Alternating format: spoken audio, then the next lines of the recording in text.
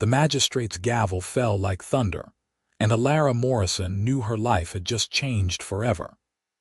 She stood in the center of Harrowfield's town square, her hands trembling as she clutched the parchment declaring the new law that every citizen over 18 was required to sign. The decree was simple, brutal, and absolute. Any human found harboring romantic feelings for an orc, or acting upon such feelings, would face exile or worse. The law had passed unanimously through the town council, driven by years of border skirmishes and deep-seated fear of the orc clans that lived beyond the western ridge. Lara was 22, with auburn hair that fell in waves past her shoulders and eyes the color of winter moss.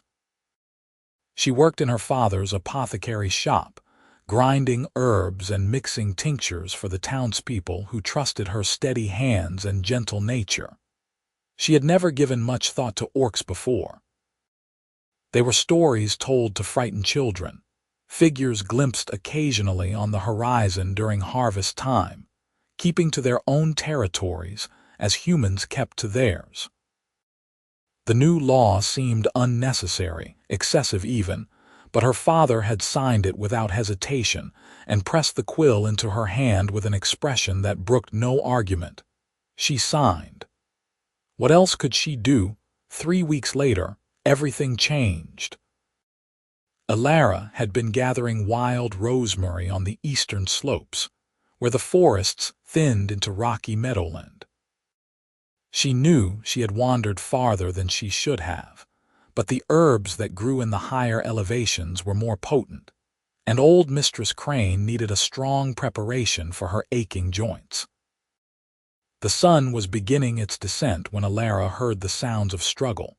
Shouts, the clash of steel, and a roar that made her blood freeze. She should have run back toward town. Instead, some impulse she could not name drew her toward the commotion.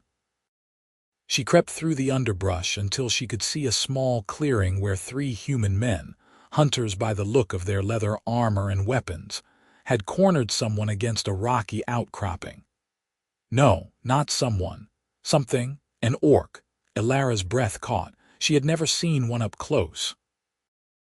The orc was female, younger than Elara had expected, perhaps near her own age. She stood perhaps 6 feet tall, with broad shoulders and muscular arms that spoke of a life of hard labor or combat training. Her skin was a deep forest green, and black hair hung in a thick braid down her back. Small tusks curved up from her lower jaw, and her pointed ears were pressed flat against her skull in clear distress. Blood ran down her left arm from a nasty gash, and she held a broken spear shaft in her other hand, using it to keep the hunters at bay. "Filthy greenskin," one of the hunters spat. "Should have stayed on your side of the ridge." "I have done nothing," the orc woman said, her voice rough but clear. "I was tracking game. I did not cross into your lands." "Your word means nothing, monster," another hunter said, and he lunged forward with his blade. Elara moved before she could think. She stood up from her hiding place and shouted, "Stop!" All eyes turned to her. The hunters looked surprised, then annoyed. The orc woman's yellow-gold eyes widened in confusion. "Miss Morrison," the first hunter said, recognizing her, "get back to town. This does not concern you." "She said she was hunting on neutral ground," Elara said, her voice shaking but determined. "If she has not crossed into our territory, you have no right to attack her." "She is an orc," the third hunter said slowly, as if explaining something to a child.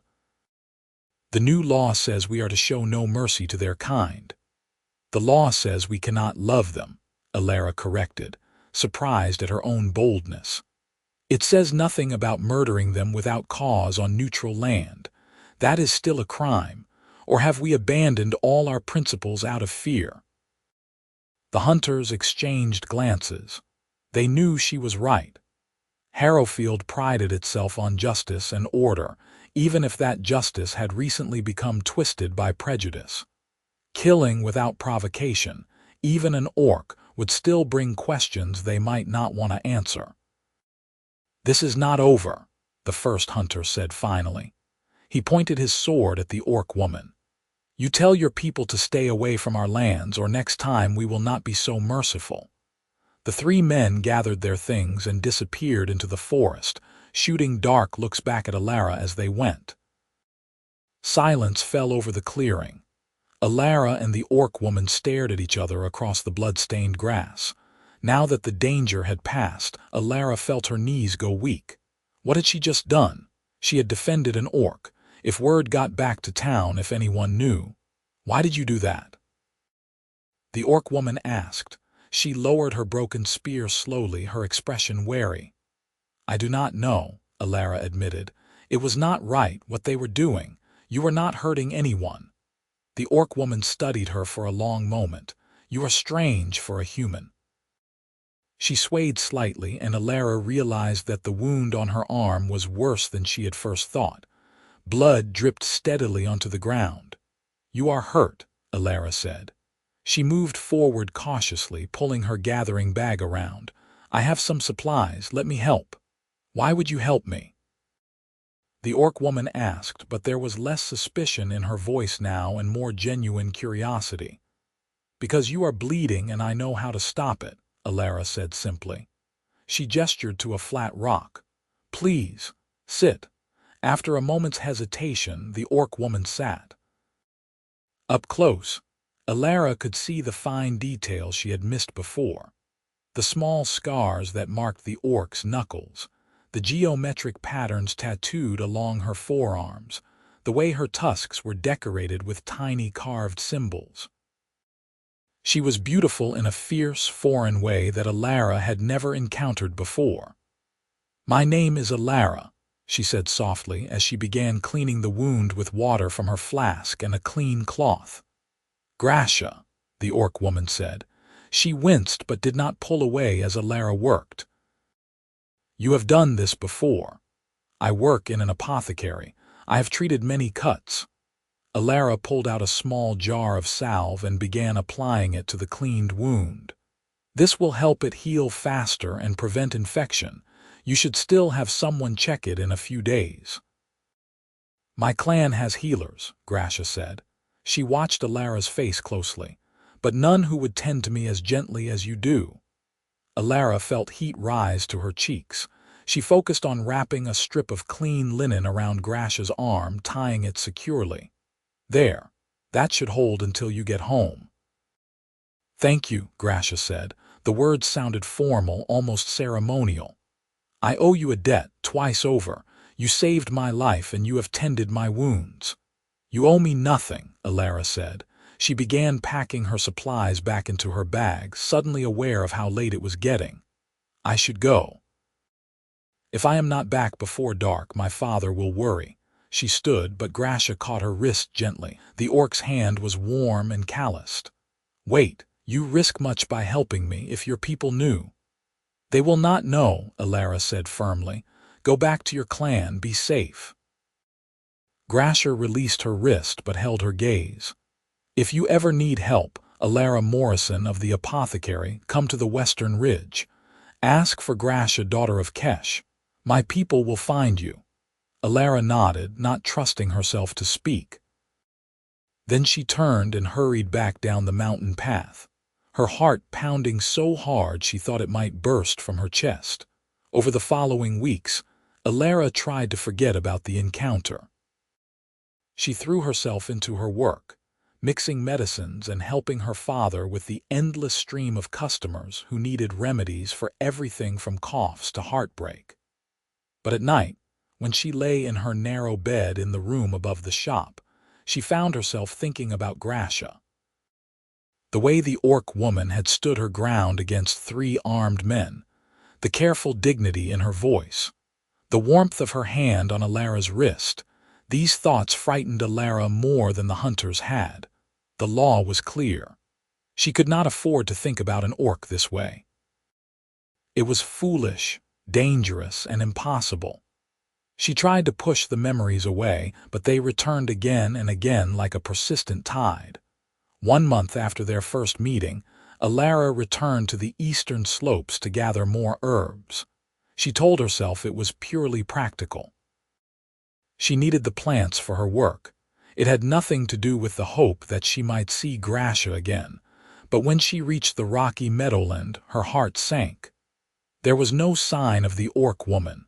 Of course there was not. Grasha had probably returned to her clan and forgotten all about the strange human girl who had helped her. Why would she come back to a place where she had nearly been killed? Elara was filling her bag with sage when she heard footsteps behind her. She spun around, reaching for the small knife she kept at her belt, but her hand froze when she saw who it was. Grasha stood at the edge of the clearing. She wore different clothes now, a leather vest over a linen shirt, with sturdy trousers and tall boots. Her injured arm was healed with only a thin pink scar visible where the wound had been. She carried a bow over one shoulder and a brace of rabbits in her other hand. "You came back," Grasha said, and there was something like relief in her voice. "I needed herbs," Elara said, then felt foolish. "How is your arm?" "Healed well, thanks to your medicine." Grasha moved closer, setting the rabbits down carefully. "I have come here several times hoping to see you again, to thank you properly. I told you thanks are not necessary, perhaps not, but I wanted to see you again." Grasha paused as if weighing her words. "Is that strange?" Elara's mouth went dry. "Yes, very strange." They stared at each other in the slanting afternoon light. Elara knew she should leave, should run back to town and never return to this place. Instead, she heard herself say, "Would you like to sit for a while? I brought bread and cheese." A smile crossed Grasha's face, transforming her features from fierce to almost playful. "I would like that." They sat together on the sun-warmed rocks and shared Elara's simple lunch. At first, the conversation was halting, awkward. They had so little in common, came from such different worlds. But gradually, as the sun moved across the sky, they began to talk more freely. Grasha told Elara about life in the orc clans, about the harsh but beautiful lands beyond the western ridge where her people had lived for generations. She spoke of her mother Kesh, a respected warrior, and her younger brother Grum, who was training to be a smith. She described the great communal halls where her clan gathered, the hunts that tested skill and courage, the songs they sang around the fires at night. Elara told Grasha about Harrowfield, about growing up in the apothecary shop, learning the names and properties of hundreds of plants, about her mother who had died when Elara was 12, about her father who had grown stern and distant in his grief. She spoke of the townspeople she had known all her life, their small joys and smaller prejudices, the way the new law had made everyone suspicious and afraid. "You believe it?" Grasha asked. "What your law says, that a human could never love an orc?" Elara looked down at her hands. "I do not know. A month ago I would have said it was impossible because we are too different. Now." She trailed off, not sure how to finish. "Now," Grasha prompted gently, "now I think laws cannot dictate what the heart feels," Elara said quietly. "I think people are afraid of what they do not understand. I think fear makes them cruel." Grasha was silent for a moment. Then she said, "In my clan there is no law against loving humans, but it is considered foolish. My people say humans are weak, treacherous, that they will smile at you while sharpening their knives. After what I have seen, I understand why they think this." "But you are here," Elara said. "I am here," Grasha agreed. She turned to look directly at Elara. "Because I wanted to see if the woman who helped me was real or if I had imagined her in my pain. Because I have thought about you every day since we met. Because when I close my eyes, I see your face." Elara's breath caught. No one had ever spoken to her like this before, with such direct, unadorned honesty. In Harrowfield, feelings were hidden behind layers of propriety and careful words. Grasha's openness was terrifying and exhilarating in equal measure. "I have thought about you too," Elara whispered. "I should not have, but I could not help it." Grasha reached out slowly, giving Elara time to pull away. When she did not, the orc woman touched her cheek with the backs of her fingers, a gesture so gentle it made Elara's eyes burn with unexpected tears. "What do we do?" Grasha asked. "I do not know the answer." "Neither do I," Elara said, "but I know I want to see you again. Is that wrong? If it is, then I am wrong too." They made a plan, whispered and hasty as the sun began to set. They would meet here in the neutral lands between their people once a week. They would be careful. They would tell no one. It was risky, perhaps even mad, but neither of them could bear the thought of not seeing each other again. As Elara made her way back to Harrowfield that evening, she felt as though she were living in two worlds. There was the world of her town, of her father's shop and the suspicious glances of her neighbors and the new law that hung over everything like a storm cloud. And there was the world of the rocky meadow, where she and Grasha could sit and talk and slowly, carefully, begin to know each other. She did not know how long she could maintain this divided existence. She knew only that she had to try. The weeks that followed were the happiest and most anxious of Elara's life. Every 7 days she would make the long walk to the eastern slopes, her gathering bag full as an excuse for her absence. And every time, Grasha would be there waiting for her. They talked about everything and nothing. Grasha taught Elara words in the orcish language, guttural and rhythmic. Elara taught Grasha about the healing properties of different plants, and they laughed when Grasha inadvertently chewed a leaf that numbed her tongue for an hour. They shared meals, stories, silences. Grasha showed Elara how to shoot a bow, standing behind her to adjust her grip, and Elara's heart raced at the closeness. Elara brought books from her father's collection, and she read aloud while Grasha listened, her expression intent. "You have a beautiful voice," Grasha said one afternoon as Elara finished reading a passage from a book of old legends. "I have a very ordinary voice," Elara protested, closing the book. "Not to me." Grasha was sitting close enough that their shoulders almost touched. "Nothing about you is ordinary to me, Elara." These moments were becoming more frequent, these small confessions that hung in the air between them. Neither of them had spoken directly about what was growing between them, as if naming it would make it real and therefore dangerous. But Elara felt it every time she caught Grasha watching her with those golden eyes, every time their hands brushed accidentally and neither of them pulled away. She was falling in love with an orc. The realization hit her one night as she lay in bed, staring at the ceiling. It was not a sudden thing but a gradual awareness, like watching the sun rise. She loved the way Grasha laughed, a deep, rumbling sound that came from her chest. She loved the careful way Grasha handled the books Elara brought, as if they were precious things. She loved the strength in Grasha's hands and the gentleness in her voice. She loved her, and it was the most terrifying thing she had ever felt. The law said a human could never love an orc, but the law was wrong. Summer deepened into autumn and their meetings continued.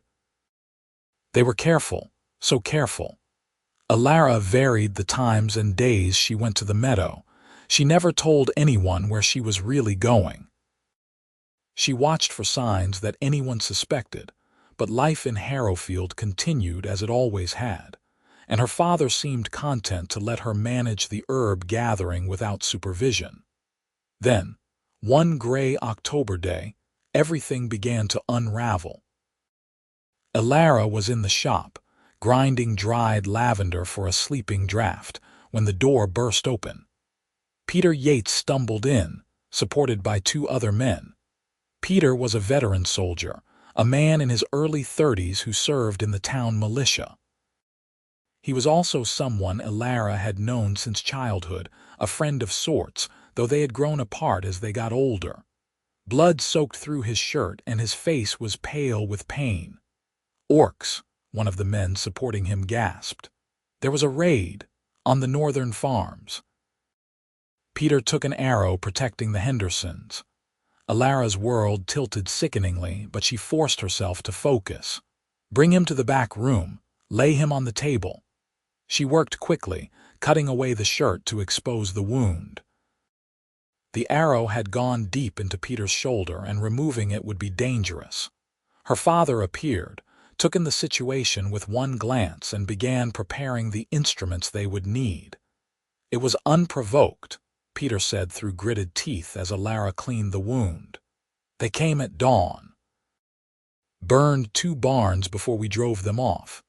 "Did you recognize which clan?" Elara's father asked, his voice tight. "No, they carried red banners. I have never seen those markings before." Elara's hands trembled as she worked. Red banners. Those were not Grasha's clan. Grasha had told her that her people carried green and gold symbols. But would anyone make that distinction? Would anyone care? It took 2 hours to extract the arrow and stitch Peter's wound. By the time they were finished, Elara was exhausted, and Peter had passed out from the pain, which was perhaps a mercy. They moved him to a cot in the back room where he could rest under observation. "This will change things," Elara's father said quietly as he washed his hands. "The council has been looking for an excuse to act against the orcs. This attack will give them what they want." "What will they do?" Elara asked, though she dreaded the answer. "Push them out, all of them. It does not matter which clan was responsible, they will want them gone." "But that is not just," Elara protested. "You cannot punish an entire people for the actions of a few." Her father gave her a sharp look. "Justice and survival are not always the same thing, Elara. You would do well to remember that." That night, the town council met in the great hall. Elara was not invited, but she heard about it the next morning from customers who came into the shop. The decision had been made. The militia would march on the orc settlements beyond the western ridge. They would give the clans 1 week to leave the territory entirely or face extermination. Elara felt sick. She had to warn Grasha. She had to let her know what was coming. But how could she do that without revealing their secret? If she suddenly traveled to orc lands, she would be seen. If she was caught consorting with the enemy, the penalty would be severe. And yet, if she did nothing, Grasha and her entire clan could be killed. She waited until that night, then slipped out of the shop after her father had gone to bed. The journey to the western ridge in darkness was treacherous, but Elara pushed forward, driven by desperation. She did not know exactly where Grasha's clan made their home, only the general direction. She would have to hope that Grasha's promise held true, that her people would find Elara if she called. She reached the ridge just before dawn and stood there in the gray light, feeling foolish and terrified. "I need to speak to Grasha, daughter of Kesh," she called out into the still air. "Please, it is urgent." For a long moment nothing happened. Then figures began to emerge from the rocks and scrub brush around her. Orcs, tall and armed, forming a circle. Elara's heart hammered, but she stood her ground. "You are brave or stupid, human girl," one of the orcs said. He was massive, with scars crisscrossing his green arms and a sword at his hip. "I need to see Grasha," Elara repeated. "I have information about an attack. Please." The orcs exchanged glances. Then the big one nodded. "Come, but try to run and you will regret it." They led her through a narrow pass between boulders and down into a hidden valley. Elara's breath caught. She had not known this place existed. A settlement spread out before her. Dozens of hide tents and wooden structures, smoke rising from cooking fires. Orc children ran between the buildings, their laughter high and clear. It looked like any human village, just filled with different faces. They brought her to a large tent in the center of the settlement. Inside, an older orc woman sat on a carved wooden chair. She had the same yellow-gold eyes as Grasha and the same proud bearing. "Mother Kesh," the big orc said, "this human claims to have urgent news for Grasha." Kesh studied Elara with an intensity that made her feel transparent. "Who are you, human child?" "My name is Elara Morrison. I met your daughter some months ago, and she told me I could come here if I needed help. Now I come not for help but to give warning." "What warning?" Grasha's voice came from behind Elara. She spun around to see the orc woman entering the tent, her expression shocked. "Elara, what are you doing here?" "The town council has declared war," Elara said quickly. "There was a raid on some human farms, orcs with red banners. People were hurt. In response, the militia is marching on all orc settlements. You have 1 week to leave or they will attack."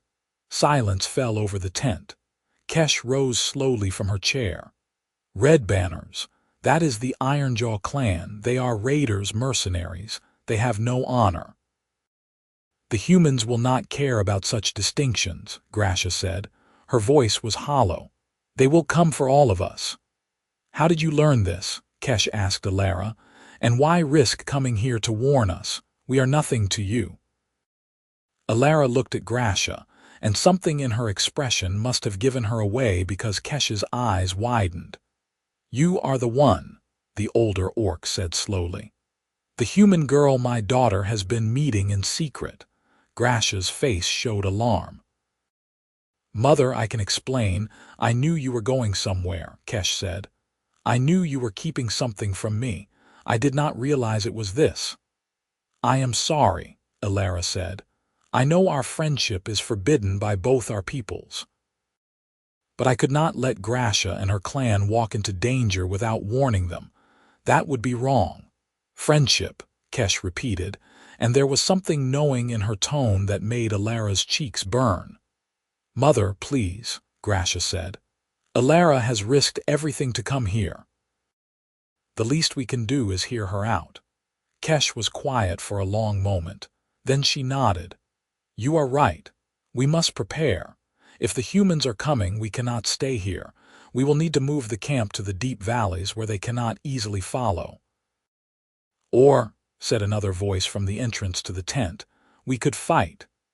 A young orc male entered, similar in features to Grasha but stockier, with a stubborn set to his jaw. This had to be Grum, her brother. "We have done nothing wrong," Grum continued. "The Ironjaw clan attacked the humans, not us. Why should we be driven from our homes for their crimes?" "Because the humans have numbers and weapons," Kesh said firmly. "And because fighting would mean death for many of our people." "So we run like cowards?" Grum demanded. "We survive," Kesh shot back. "There is no honor in dying for pride, boy." The argument continued, other clan members adding their voices. Elara stood awkwardly to the side, feeling like an intruder. Grasha moved to stand beside her. "You should not have come," Grasha said quietly, but there was no anger in her voice. "If your people find out—" "I do not care," Elara said. "I could not let you be hurt." Grasha took her hand, a brief squeeze, hidden from the others by the folds of Elara's skirt. "Thank you." In the end, Kesh's decision held. The clan would pack up and move deeper into the mountains, to territories where humans rarely ventured. It would be hard, especially with winter coming, but it was better than war. "You should go back before you are missed," Grasha told Elara as the meeting broke up. "I will walk you to the ridge." They made the journey in silence, both too aware of the orcs who watched them leave. When they reached the spot where Elara had first called out, Grasha stopped. "What will happen now?" Grasha asked. "You cannot come to the meadow anymore. We will be too far away." "I know." Elara felt tears burning in her eyes. "I know, but Grasha, I have to tell you something. I cannot let you go without saying it." "Elara, I love you," Elara said, the words tumbling out in a rush. "I know it is forbidden and impossible and foolish, but it is true. I love you and I do not care what any law says about it." Grasha stared at her, and for a terrible moment Elara thought she had made a mistake. Then the orc woman pulled her close, wrapping her arms around Elara in an embrace that lifted her off her feet. "I love you too," Grasha said fiercely against Elara's hair. "I have loved you for months, but I did not dare say it. I thought you could never feel the same." They held each other in the gray dawn light, and Elara felt as though her heart might break from the bittersweet joy of it. They loved each other, but what good did that do when they were being forced apart? "We will find a way," Grasha said, as if reading Elara's thoughts. "I do not know how, but we will. I refuse to believe that loving you is wrong." "I refuse to believe it too," Elara said. She pulled back enough to look up at Grasha's face. "Promise me you will be safe. Promise me you will survive." "I promise." Grasha cupped Elara's face in her hands. "And you must promise me the same." "I promise." They kissed then, soft and desperate, tasting of salt and hope. When they finally pulled apart, the sun was rising over the mountains. "Go," Grasha said, "before someone sees." Elara went, looking back 3 times before the path curved and Grasha vanished from view. She made it back to Harrowfield just as the town was waking and slipped into the shop through the back door. Her father was already up, mixing a tonic in the front room. If he noticed that she was wearing the same clothes as the day before and her boots were muddy, he said nothing. The week passed in a blur of tension. The militia prepared for their march, gathering weapons and supplies. Peter Yates recovered from his wound, eager to join the expedition despite Elara's medical advice to rest. The town buzzed with angry energy, everyone convinced that driving out the orcs was a righteous necessity. Elara moved through it all like a ghost, doing her work mechanically while her thoughts remained in a hidden valley in the mountains. Were Grasha and her clan safe? Had they managed to move everything in time? Would she ever see Grasha again? On the day the militia marched west, half the town turned out to watch them go. Elara stood with her father on the steps of the shop, watching the columns of men disappear into the distance. Peter Yates was among them, his wounded shoulder bound but his expression determined. He caught Elara's eye as he passed and gave her a small nod. 3 days later, the militia returned. They had found the orc settlement empty, abandoned so recently that the cooking fires were still warm. They had searched the surrounding area but found no trace of where the orcs had gone. Some of the men wanted to pursue them into the deep mountains, but the militia captain had refused. Those lands were treacherous, and winter was coming. They had accomplished their goal of driving the orcs out of the territory. That would have to be enough. The town celebrated their bloodless victory. Elara did not celebrate. She felt only a hollow relief that there had been no battle, mingled with a deep ache for what she had lost. Autumn turned to winter. Snow fell on Harrowfield, blanketing everything in white. Elara went through the motions of her life, helping her father in the shop, treating the townspeople for their various ailments, lying awake at night thinking of golden eyes and gentle hands. She tried to convince herself that she should forget, that she should move on. What she and Grasha had shared had been brief, impossible from the start. It would be easier to let it go, to find some suitable human man and build a normal, acceptable life. But she could not do it. She did not want to forget. Every memory of Grasha was precious, and Elara held them close like treasures in the dark. Winter deepened. Peter Yates began coming by the shop more frequently, sometimes to check on his healing shoulder, sometimes just to talk. Elara was polite but distant, and eventually he stopped pretending. "Elara," he said one afternoon when the shop was empty except for the 2 of them. "I know this may not be the right time, but I feel I must speak. I have admired you for a long time. You are kind, intelligent, skilled at your work.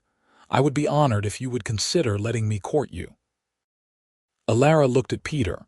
He was handsome in a conventional way, with brown hair and earnest eyes.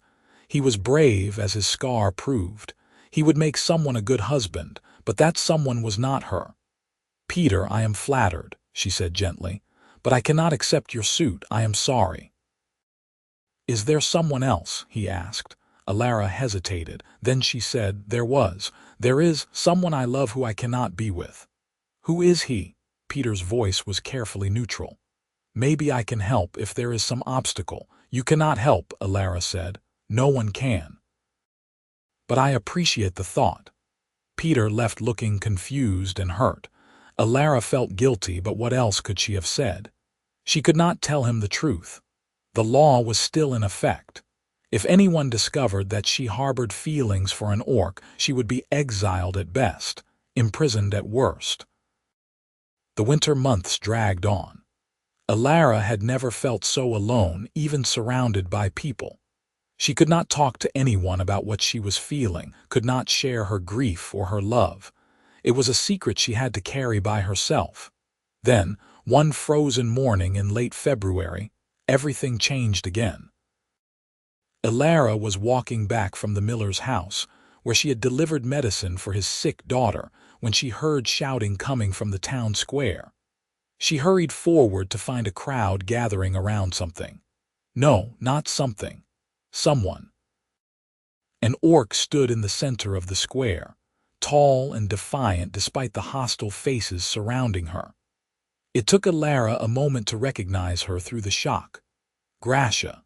She looked thinner than Elara remembered, and there were new scars on her exposed arms. She wore heavy furs against the cold and carried no weapons, her hands held up in a gesture of peace. But her tusked jaw was set with determination, and her golden eyes swept the crowd without fear. "I come seeking Elara Morrison," Grasha called out, her voice carrying over the angry murmurs. "I mean no harm, I wish only to speak with her." The crowd parted reluctantly, and Grasha's gaze found Elara at the edge of the square. Something in the orc woman's expression made Elara's heart clench. Joy, fear, love, all mixed together. What is the meaning of this? The town magistrate pushed through the crowd, his face red with outrage. "Did we not drive your kind out? How dare you return?" "I return for Elara Morrison," Grasha repeated. "I wish to speak with her, then I will leave peacefully." "You will leave now, creature, or face arrest," the magistrate said. He gestured to the town guards, who began moving forward with their hands on their weapons. "Stop!" Elara heard her own voice ring out. She pushed through the crowd, her heart hammering. "Let her speak to me, please. I will hear what she has to say." "Miss Morrison, this is highly inappropriate," the magistrate protested. "This creature could be dangerous." "She is not dangerous," Elara said firmly. She reached the center of the circle and stood facing Grasha, close enough now to see the snowflakes melting in the orc woman's dark hair. "What are you doing here?" she asked quietly. "This is madness. They could kill you." "I had to see you," Grasha said simply. "I have spent 4 months in the mountains trying to convince myself that I could live without you. But I cannot. I will not. So I came to ask you something, Elara Morrison, in front of all your people so that there can be no doubt or secrecy." "Grasha, please," Elara whispered, terrified now. "Do not do this." But Grasha was already dropping to one knee in the snow, looking up at Elara with those golden eyes that had haunted her dreams. "The law says a human could never love an orc," Grasha said, loudly enough for everyone to hear. "But I know that law is a lie because you love me and I love you. I love the way you laugh. I love your gentleness and your courage. I love how you see me as a person, not a monster. I love you, Elara Morrison, and I do not care who knows it." The crowd gasped. Elara heard her father's voice calling her name, shocked and disbelieving. The magistrate was sputtering something about laws and treason. but all of it faded to background noise as Elara looked down at Grasha kneeling in the snow. The law said this was impossible. The law said she should turn away, should deny everything, should let Grasha be dragged away and punished. The law said that loving an orc made her a criminal and a fool, but the law was wrong. Elara reached down and took Grasha's hands, pulling her to her feet. Then, with the whole town watching, with her father crying out in protest, with the magistrate calling for the guards, Elara stood on her toes and kissed Grasha in front of everyone. It was not a long kiss, not dramatic or passionate. It was simple, honest, a declaration. When she pulled back, the square had gone silent. "You are right," Elara said, speaking to Grasha but loud enough for all to hear. "The law is a lie. I do love you. I have loved you since the day I met you, and I will love you until I die. And if that makes me a criminal, then arrest me." "Elara, no." Her father broke through the crowd, his face anguished. "What have you done? What have you done to us?" "I am sorry, father," Elara said, and she meant it. She knew this would hurt him, would shame him in front of the whole town, but she could not live a lie anymore. "I am sorry, but I cannot deny this. I will not." The magistrate had recovered from his shock. "Elara Morrison, you have violated the law of this town. You have admitted to harboring forbidden feelings and have acted upon them publicly. You are hereby under arrest." Guards moved forward, but Peter Yates suddenly stepped between them and Elara. "Wait," he said. "Just wait." Everyone turned to look at him. Peter's face was conflicted, but his voice was steady. "I think we all need to take a moment and consider what we are doing. This orc woman came here alone and unarmed, risking her life to declare her love for one of our citizens. That takes more courage than any battle I have fought. And Elara." He turned to look at her. "Elara is one of the best people I know. She has healed half the people in this square. When I was injured, she worked for hours to save my life, even though I know she was exhausted. If she says this orc is worthy of love, should we not at least consider that she might be right?" "This is not about individual worth," the magistrate said impatiently. "This is about the law, about the separation that keeps our people safe." "Safe from what?" Elara challenged. "This woman has never hurt anyone in your town. Her clan was not responsible for the raid that injured Peter. Yet we drove them from their homes into the winter mountains without a second thought. Is that justice? Is that what makes us better than the monsters we claim to fear?" "She is right," said another voice. Elara looked around in shock to see Mistress Crane, the elderly woman she had been treating for months, stepping forward with her cane. "I have lived in this town for 70 years, and I remember when orcs and humans traded peacefully at the border markets.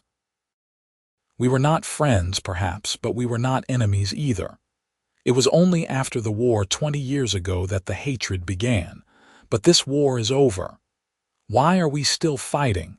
Because they are different," someone in the crowd called out. "Because they are dangerous." "I am different," Mistress Crane said calmly. "I am old and I walk with a cane and I worship the old gods instead of the new ones. Does that make me dangerous? Should you drive me out too?" Murmurs rippled through the crowd, some agreeing, others protesting. Elara looked around and saw that people were divided.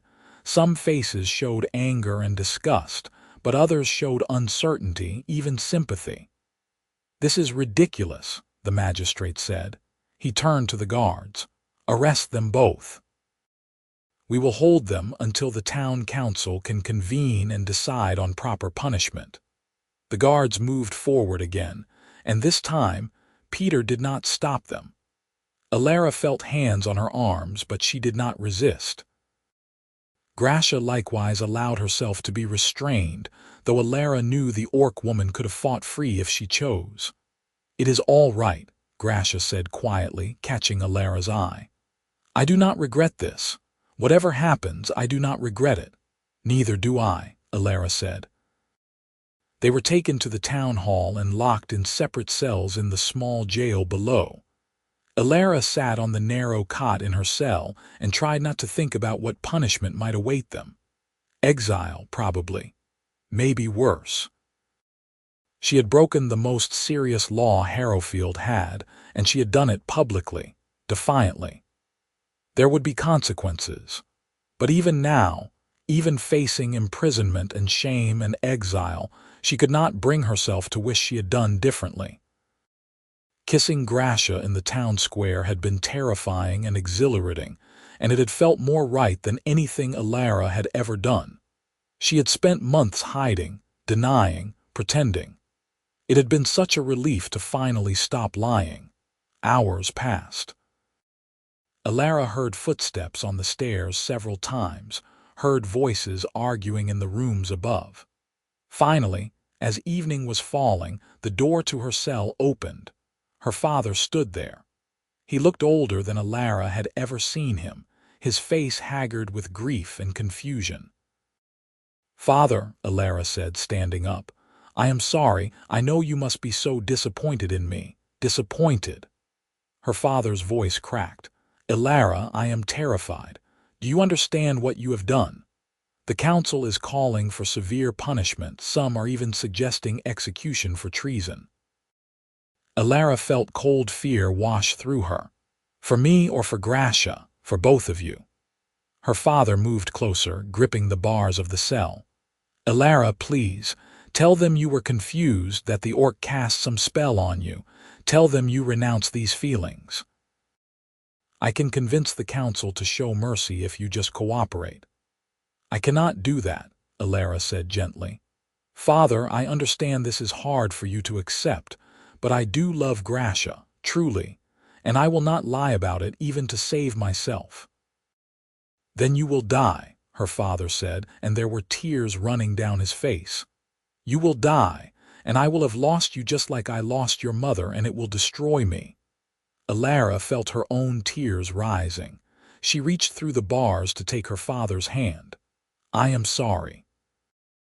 I am so sorry to cause you pain. But father, I have to live my truth. Mother taught me that. She always said that medicine was about seeing people truly, not as we wish they were but as they are. She said honesty was the foundation of healing. I am trying to be honest now. About who I am and who I love." Her father was silent for a long moment. Then he said quietly, "Your mother would have been proud of your courage and furious at your recklessness. Despite everything," Elara laughed. "Probably." "I do not understand this," her father said. "I do not understand how you can love an orc. But I know you, Elara. You are not foolish or impulsive. If you say this is real, then I believe you." He paused. "I may not understand, but I am trying. Can that be enough for now?" "That is more than enough," Elara said, squeezing his hand. "Thank you, father." He left shortly after, promising to speak to the council on her behalf. Elara sat back down on the cot, feeling emotionally exhausted. She wondered if Grasha was all right in her own cell, if anyone had hurt her, if she was frightened. The night deepened. Elara dozed fitfully, waking at every sound. Just before dawn, she heard footsteps on the stairs again. This time, it was Peter Yates who appeared at her cell door, along with a younger guard Elara recognized as the miller's son. "Come with us," Peter said quietly, quickly and quietly. "What?" Elara stood up, confused. "What is happening?" "We are getting you out," Peter said. The guard was unlocking her cell door with trembling hands. "You and the orc, there is no time to explain. The council has made their decision, and it is not one I can live with." "Peter, what have you done?" Elara asked as they hurried her down the corridor to where Grasha was being held, but she felt hope rising in her chest for the first time in hours. "Something stupid, probably," Peter said. He unlocked Grasha's cell. The orc woman emerged, her expression wary. "Something that will likely end my career in the militia. But I watched them debate your fate for hours, and I realized that if we execute people for love, We have lost whatever humanity we claim to protect. He led them through a side door Elara had not noticed before, into a narrow passage that opened onto an alley behind the town hall. 2 horses were waiting there, already saddled. "There is a settlement 3 days' ride north," Peter said, handing Elara a pack that clearly held supplies. "It is a free town, no laws about who can love whom. You should be safe there. Go quickly before the sun rises and the guards change shift." "Peter," Elara said, overwhelmed. "Thank you. I do not know what to say." "Say you will be happy," Peter said. He managed a small smile. "That is all I ever wanted for you, Elara. I am sorry it took me so long to understand that it would not be with me." Grasha stepped forward and, to everyone's surprise, clasped Peter's forearm in the orcish gesture of respect. "You are a man of honor, Peter Yates. Thank you for this gift." "Get going," Peter said. "I will delay the search as long as I can, but you need to put distance between you and Harrowfield."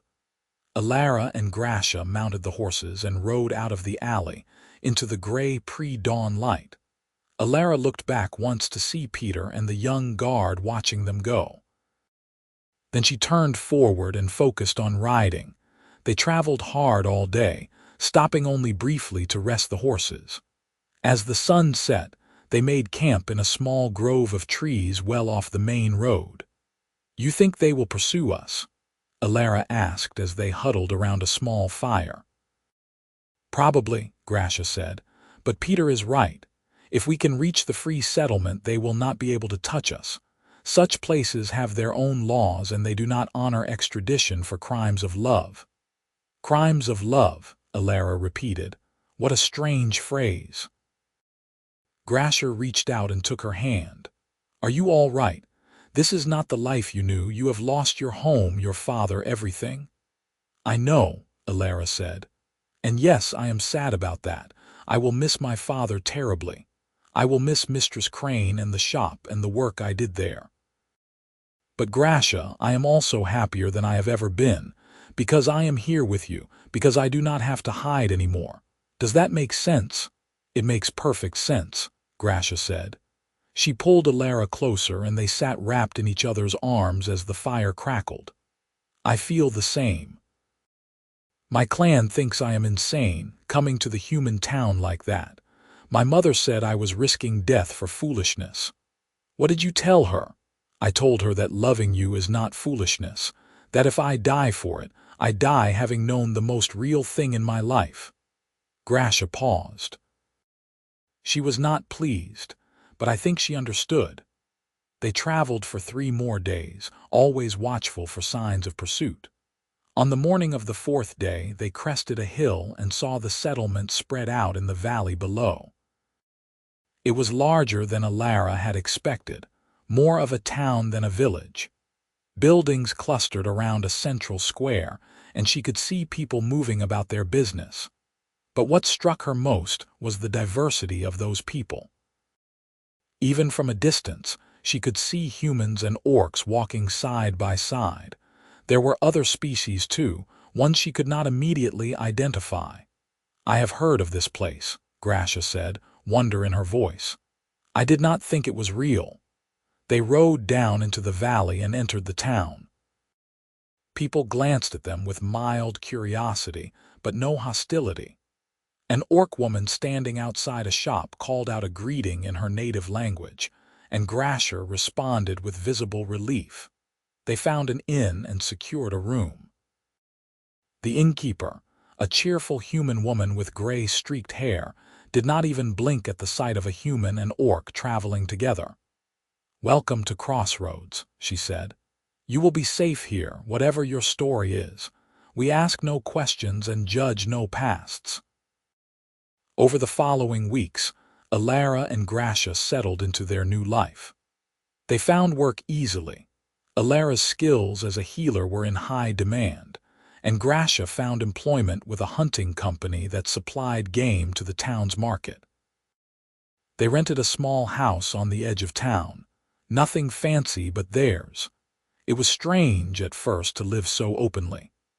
Elara kept expecting someone to challenge them, to say they could not hold hands while walking through the market or share a home, but no one cared.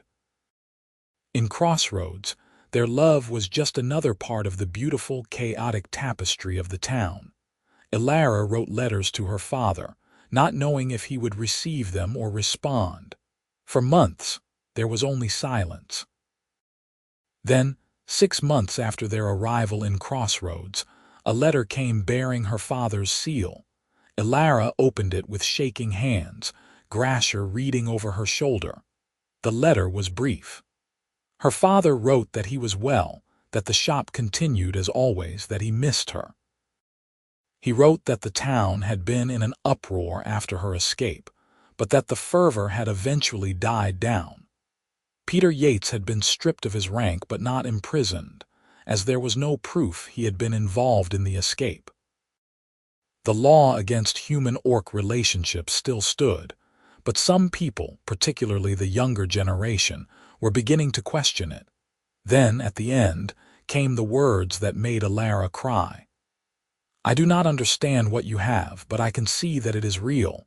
I hope you are happy, daughter. I hope you are safe. Perhaps one day when the world is kinder you can come home and introduce me properly to the woman you love. Until then, know that I am proud of you. Your mother would be too." Grasha held Elara as she wept, tears of grief and relief mingled together. A year passed, then 2. Life in Crossroads was good. Elara's healing practice thrived, and she even took on an apprentice, a young orc woman eager to learn the properties of human medicinal herbs. Grasha became head of her hunting company, respected for her skill and leadership. They made friends, built a life, found a community that accepted them. But Elara never forgot Harrowfield. She wrote to her father regularly, and he began to write back with increasing frequency. Through his letters, she learned that change, slow but real, was coming to her old home. The younger people, inspired by the story of Elara and Grasha, were challenging the old prejudices. There were even talks of repealing the law that had driven them out. In the spring of their 3rd year in Crossroads, another letter came. This one was not from her father but from Peter Yates. He wrote that the town council, after much debate, had voted to repeal the law against human-orc relationships.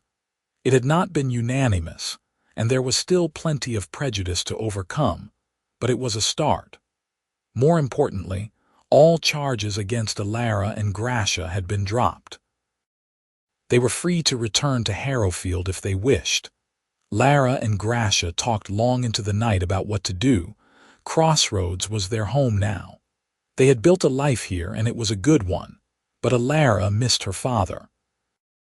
She missed the familiar streets of her childhood, the work she had done in the apothecary shop. And she wanted to be part of the change happening in Harrowfield, to help build the more accepting world that was slowly emerging. In the end, they decided to return, at least for a visit. They could always come back to Crossroads if Harrowfield proved unwelcoming.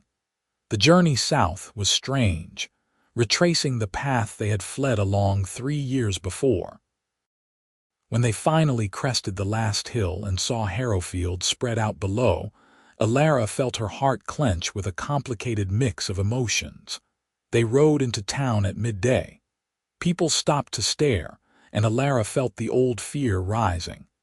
But then she saw the expressions on the faces around her.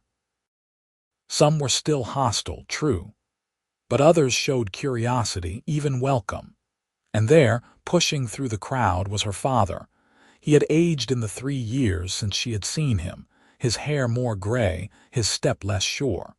But his eyes were bright with tears as he pulled Elara into a fierce embrace. "Welcome home, daughter," he whispered. Elara held him tight, crying too hard to speak. When they finally pulled apart, her father turned to Grasha.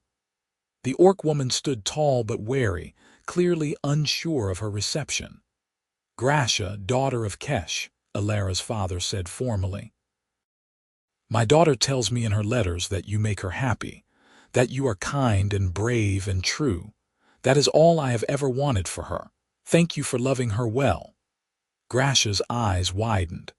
Then, to Elara's surprise and delight, the orc woman dropped into a formal bow. "Thank you for raising such an extraordinary woman, sir. I will spend my life trying to be worthy of her."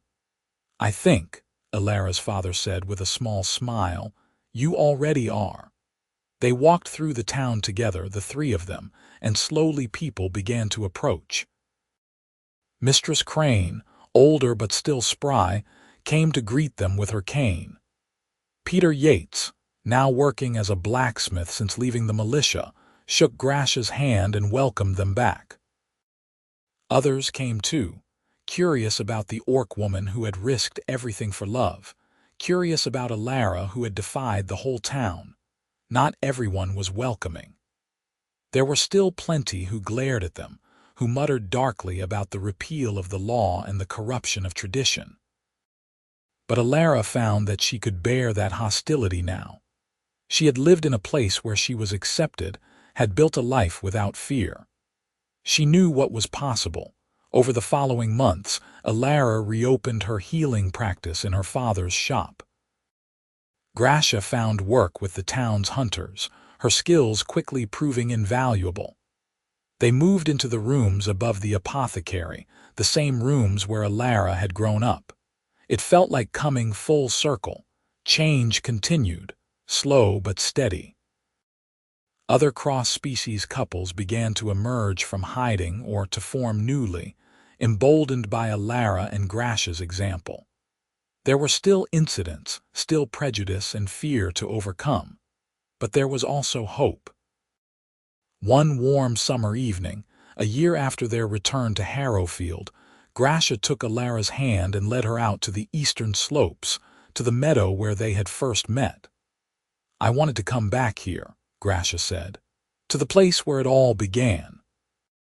They sat on the sun-warmed rocks, looking out over the valley as the light turned gold. Elara leaned against Grasha's shoulder, content. "You ever regret it?" Grasha asked quietly. "Everything that happened, everything you had to give up?" "Never," Elara said firmly. She turned to look up at Grasha's face. "You are worth every moment of fear, every sacrifice. Loving you is the realest, truest thing I have ever done."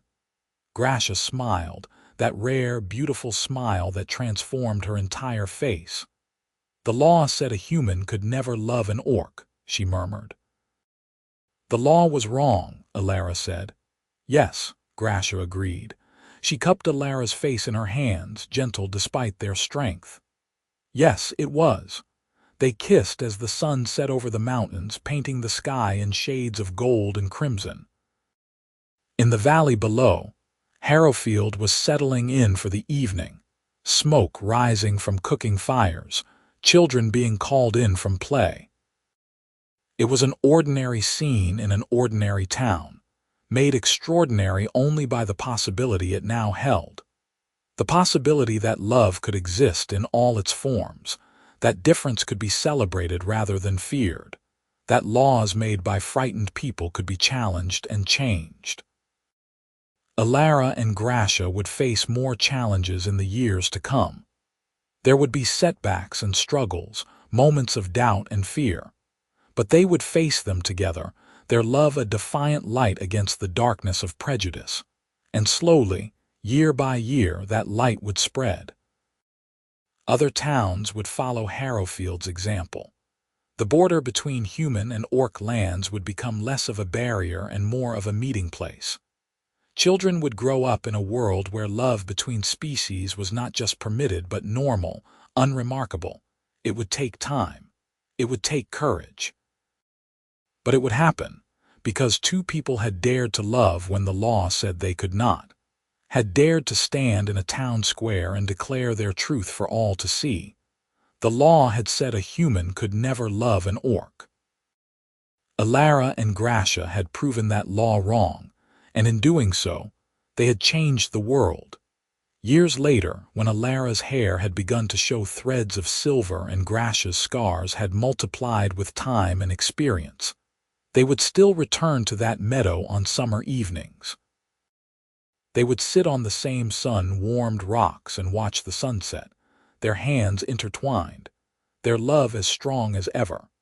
And sometimes, young couples would come to them seeking advice or encouragement. Cross-species lovers facing the same fears and challenges Elara and Grasha had once navigated. To them, Elara would always say the same thing. Love is not always easy. It requires courage and sacrifice and determination. But it is always, always worth it. Do not let anyone tell you otherwise. Do not let any law or custom or fear dictate your heart. And Grasha would add in her deep, steady voice, love who you love with your whole heart. The world will change around you if you are brave enough to stand firm. Together, they became living proof that change was possible, that love could overcome prejudice, that laws written in fear could be rewritten in hope. The apothecary shop thrived under Elara's care, with her apprentice eventually taking over much of the daily work. Grasha became a respected elder in the community, consulted on matters of hunting and wilderness survival, her opinion valued by humans and orcs alike. Elara's father lived to see his granddaughter born, a beautiful child with her mother's green skin and her other mother's auburn hair, adopted into their family when her birth parents could not care for her. He held the baby in his arms with tears of joy, all his old prejudices swept away by the reality of love made manifest. Peter Yates married a kind orc woman from a neighboring clan, and their wedding was attended by half the town. Mistress Crane lived to the remarkable age of 93, and at her funeral, both human and orc mourners gathered to honor her memory. The town council added an orc member, then 2, then 3, until the council reflected the diversity of the community it served. Harrowfield became known throughout the region as a place of tolerance and acceptance, a beacon for those seeking refuge from less enlightened places. Crossroads was no longer the only sanctuary. Now there were many, and more were being established every year.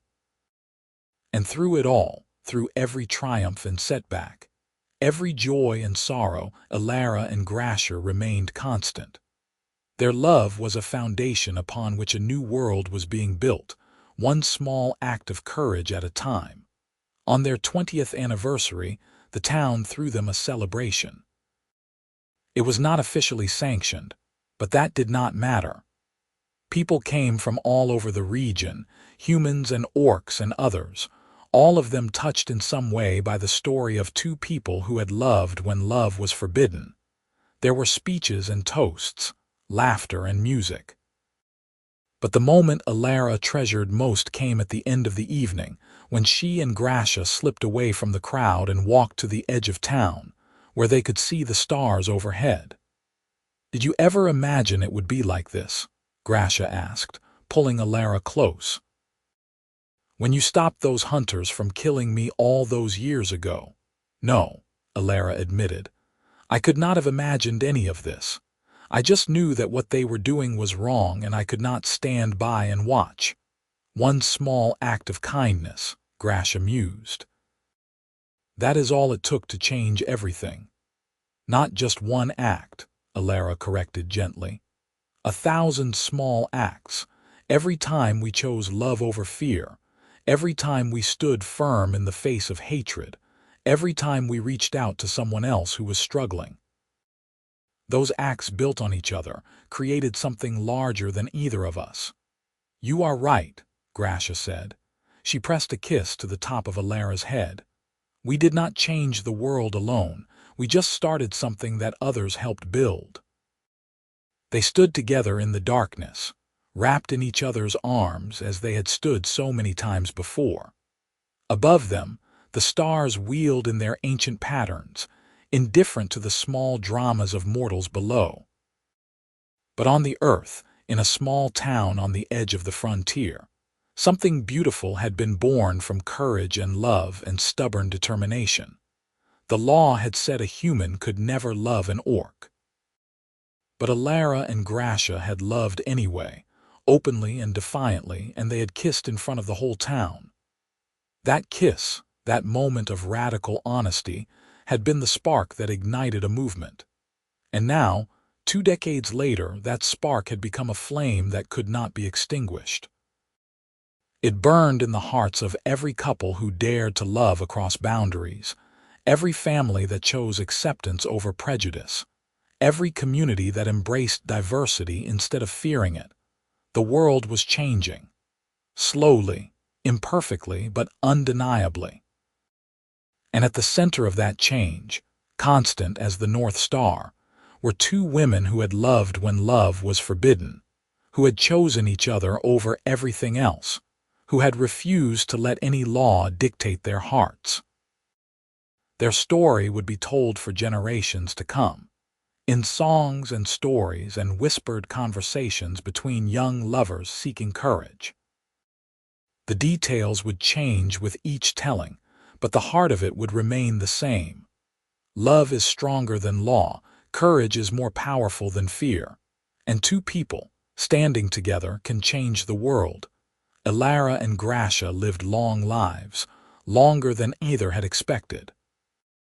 They grew old together, their love deepening and maturing like good wine.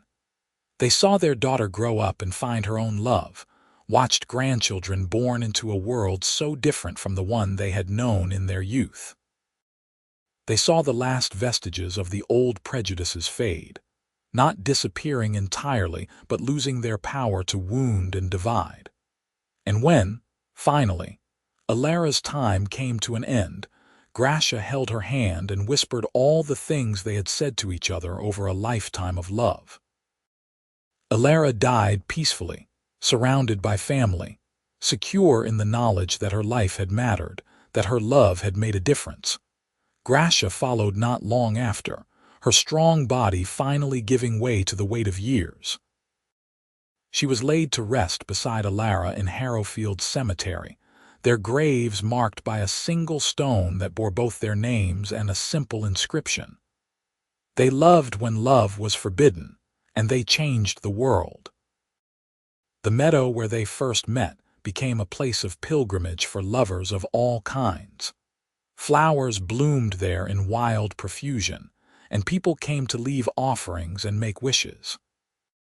It was said that if you stood in that meadow at sunset and spoke your love aloud, no matter how impossible it seemed, the spirits of Elara and Grasha would hear you and give you courage. Whether or not that was true, the story itself had power. It reminded people that love was worth fighting for, that laws were not immutable, that one person standing up for what was right could inspire others to do the same. The law had said a human could never love an orc. But Elara Morrison and Grasha, daughter of Kesh, had loved anyway, publicly and proudly, and their love had rewritten the laws of their world. Their story was not a fairy tale. It was messy and complicated, full of fear and sacrifice and hard-won victories. But it was real and it was true, and it proved that love in all its forms was the most powerful force in the world. And that truth, once spoken aloud, once lived out with courage and conviction, could never be silenced again. In the end, their story was simple. Two people met, fell in love, and refused to let the world tell them that their love was wrong. Everything else, all the changes that followed, all the lives that were touched and transformed, flowed from that one simple, radical choice: to love. Openly, honestly, courageously. That was the lesson of Elara and Grasha, the legacy they left behind. And in a small town called Harrowfield, on the edge of the frontier between human and orc lands, that legacy lived on in every mixed-species couple who walked hand in hand through the streets, in every child who grew up learning that love had no boundaries, in every person who dared to love freely, because two women, long ago, had shown them it was possible. The law had been wrong, love had been right, and that truth had changed everything.